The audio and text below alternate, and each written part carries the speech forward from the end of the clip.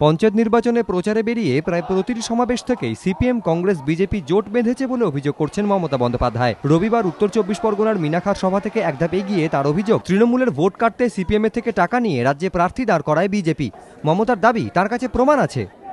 আমার কাছে একটা চিঠি আছে, আমি ডকুমেন্টেশনটা পেয়েছিলাম কিভাবে সিপিএম এর থেকে টাকা নিয়ে বিজেপি নিজের ক্যান্ডিডেটকে দাঁড় করায় অনেক জায়গায় বাংলায়, আর তারপরে বলে ভোটটা কাটো। চালানিটা কি জানেন তো?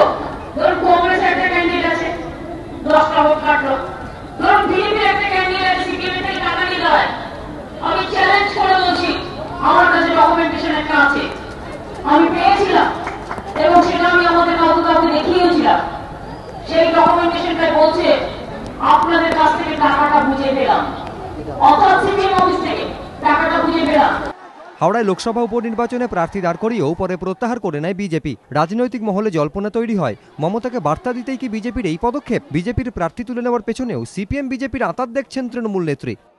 হাওড়া নির্বাচনে বিজেপি নাকি প্রার্থী দেয়, গিয়ে রটনা বললো তৃণমূলের জন্য বিজেপি প্রার্থী দেয়নি, দুজন ইন্ডিপেন্ডেন্ট ক্যান্ডিডেট দিয়ে তাদের সাপোর্ট করলো, প্লাস নিজেদের ভোটটা সিপিএম কে তুলে দিল।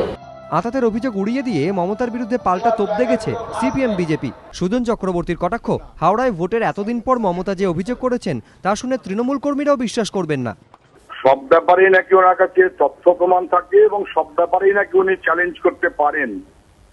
আমি শুধু জিজ্ঞাসা করতে চাই, 2রা জুন ভোট হয়ে গেল, এই খবরটা পেতে ওনার 20 দিন লেগে গেল, কিন্তু তৃণমূলের কর্মীরাও বিশ্বাস করবে না।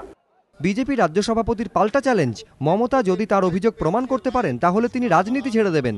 যদি সিপিএম এর সাথে কোথাও কোনো যোগসাজশ যদি উনি প্রমাণ করে দিতে পারেন, তো আমি বলছি রাজ্য সভাপতি হিসাবে সবার আগে পার্টি আমি ছেড়ে দেবো, বিজেপি করবই না। রাজনৈতিক মহলের মত, মমতার এদিনের অভিযোগ রাজ্য রাজনীতিতে নয়া বিতর্ক উস্কে দিল। অর্ণব মুখোপাধ্যায়, এবিপি আনন্দ।